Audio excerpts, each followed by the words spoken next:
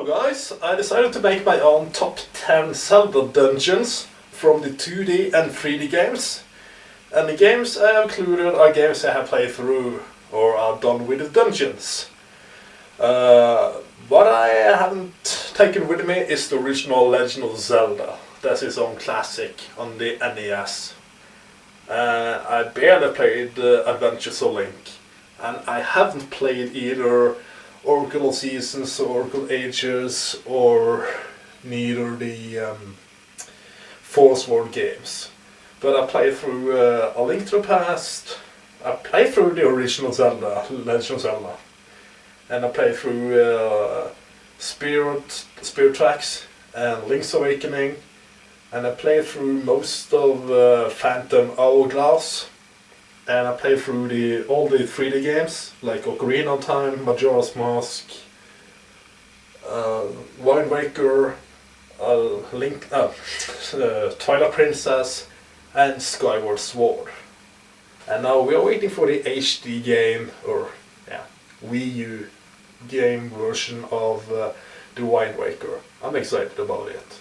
But now I decided to make my own top 10 list, and you're going to see the top 10 list now. I won't spoil anything. The games included here now goes for all the 5 3D games I mentioned, but there is one being excluded. There are no dungeons for one of them. I'm not going to tell which one that is yet. I will maybe make a video if you have any requests, any questions about it. I might make a video about it. So enjoy my top 10 list, and we are starting with number 10. Alright guys, this is the Eagle's Tower from Link's Awakening. Came out on the GBA in 1993, if I'm not totally wrong. And as you can see, we're already meeting on some blade traps at the very beginning of this dungeon. It's a rather tricky dungeon to begin with. Like you have these sparks around and anti-fairies, and there are a lot of enemies in this dungeon for real. That's one of the sure things. And your main mission, well, actually is getting 4 pillars destroyed using some sort of bowling or cannonball. And I think that's kind of a cool idea. You're actually supposed to make it fall down on the top of the outside, if you know what I mean. That's where you gotta fight the boss. So you're actually gonna destroy a floor on this dungeon. And here we got some 3 of the kinds. One of the most interesting enemies, we saw them in the first dungeon named Tails Cave. But, well, you haven't seen it in this video though, because it's a top 10 dungeons. But a lot of enemies here, like we got the blade traps, anti-fairies, likes, Gibdos, Souls and Gels, Stallforce, Beamos, Anti-Kirby, Sparks, P-Hats, Mini Moldorm, Goombas, the Mario enemies, and we got some flying tides in a room where you have to survive, and we got some Helmosaurs and the mini boss named the Grim Creeper, plus the boss that we're gonna see now, the Evil Eagle. So I think this is a rather good 1993 version of a dungeon from the Zelda games. And we got the rocks feather so we can jump. One of the few games that you actually can jump in a Zelda game.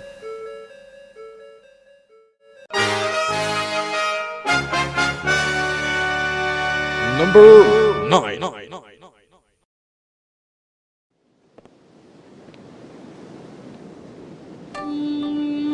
Yes guys, this is the sand ship from the Skyward Sword. Well, actually not the Skyward Sword, but Skyward Sword, that is. And you can see it's a giant ship. And the only way we could board it was having a small boat with a cannon, where you have to find this using finding the sand ship using the dowsing ability. And we are meeting on some lot of archers in this hallway. And they usually just slow you down. I'm not sure if they can hurt you really. I never tested that out. And we can see there's some kind of beamo right here with the boss door. This is already the boss door, but you cannot get into much later on in the dungeon. Or at the ship. Whatever you want to prefer to call it. And using the Gustor, I think it has been called. Blow Gustor or Vine. Yeah, I think it's Blow Gustor. Using that for some certain ways to get out of the boat or out of the different rooms. And as the mini-boss goes on, this is the Skirbo. He's been called Skirbo, the mini-boss. And he will give you the... Let's see what he's gonna give us. He will be giving us the bow. Yeah, that's the bow. And you will be using it actually to get into the ancient times when the boat was floating around on the sea here. You can see that here. Shooting that time switch stone thing will give the entire boat a new life. And you are actually now setting the sails. And also these bubblekins, red bubblekins, and some ways will be locked. And now you can access places which you could not access earlier using the bow, as you will see here as it goes on. And this is rather a good dungeon, boat, whatever you prefer to call it. I would call it a dungeon though, because this is a top 10 dungeon list. And we are actually getting the map by doing that puzzle I showed you there. And here you see, now as we have the bow, we can also kill these beamos. You could not do that before you got the bow there. That's the only way to defeat them in this game. In some other games, like in Ocarina of Time, you could use a bomb to defeat them. And you got these Technoblins. They are very, very cool. I like the way they were designed. And they give you electricity if you're using the sword at the right places. And to get to the boss, you have to start up the engine room. So there are some places to do so. And for the boss, there is a boss key as usual. And yeah, this is a rather funny boss, and the boss will end this video now. Or this part of the video.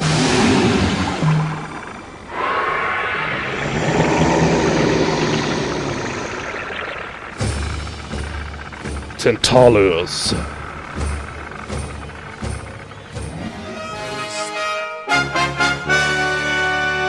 Number 8.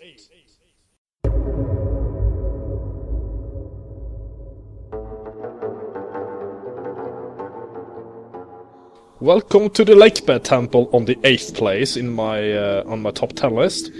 First of all, on the way you'll be fighting, or while you'll be passing by some sort of what do you call them? Berries. I think that's more like the proper word, berries. They're kind of like some octopuses or something. Most of this temple is about backtracking a lot, going to new rooms and getting the claw shot from the mini boss. I could tell some of the enemies here that will be Helmosaurs, Keys, Dinolphos, the berries, bombfishes, shellblades, skullfishes, Tektites, and shoe worms, and shoes, etc. There we go, that's most of the enemies in this dungeon actually. And the Decutoad, that will be the mini boss for the Lakebed Temple on the 8th place. And I think it's kind of funny how the chest appears.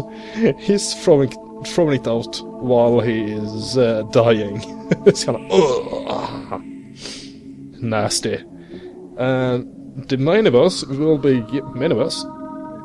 giving you the claw shot, and now you can actually turn around the gate. Should we call it a gate? Some sort of gate or staircase gate things. And that will also lead the water to flow. And making the water flow now will turn the wheels around. There are a couple of wheels around in this dungeon, as you see one over here, and I'm fighting a Tektite as you saw there. As you go for the boss key, you actually have to lower yourself down, and I think it's kind of funny the way they made it there. It's kind of like funny way to get into the get to the boss key way. It's like you have to claw shot yourself upwards and lower yourself. It's just backtracking here, and it goes to the boss chamber where we fall into the black pit. Ooh, my oh my. Have a nice jump down there, Link.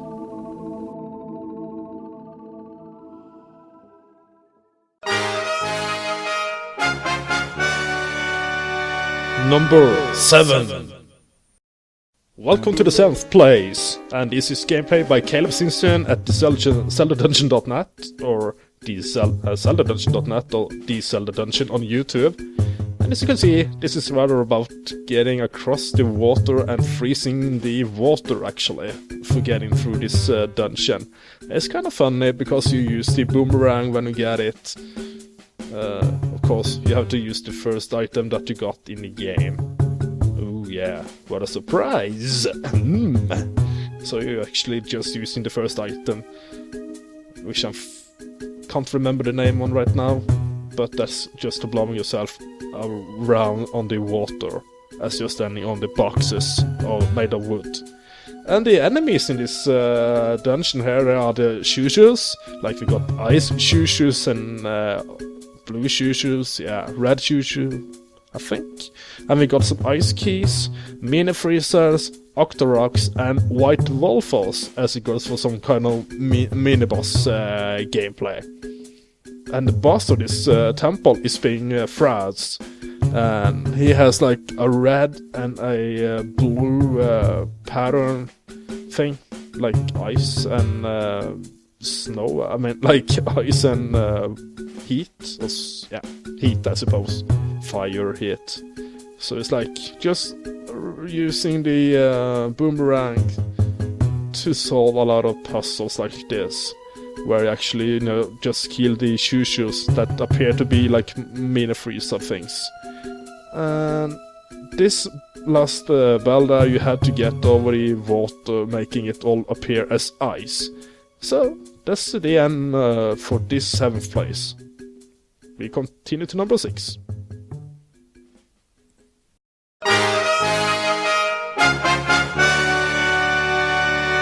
Number 6.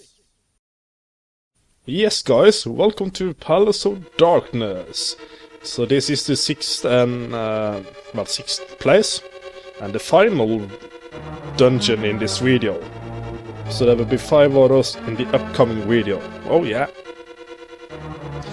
Some other things here, actually, you have to bomb this wall, as you saw there, to get to a small key, if I remember right. Yeah, there's a small key up in that chest on the left side. It should be, I think. No? I think it is. Suddenly I forgot about it. Yeah, on the left side there. Which will be on the right side here. Yay. So a lot about skipping, not skipping, but backtracking some stuff, and bombing holes in the floor, and walking up this staircase to get the big key, which I always call the boss key, but it's rather the big key is supposed to be, though. I have told you that a lot of times, I think, now.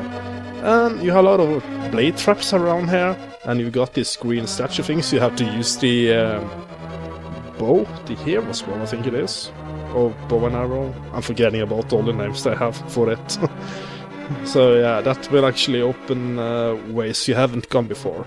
And we got some green, red Kodongos, green Goria, Terrapin, Medusa, Antifairies, blue and red Barries, green and red Gorias, blade traps, as I told you, and we got the blue and red hard hat beetle. So yeah, that will be the end of this video.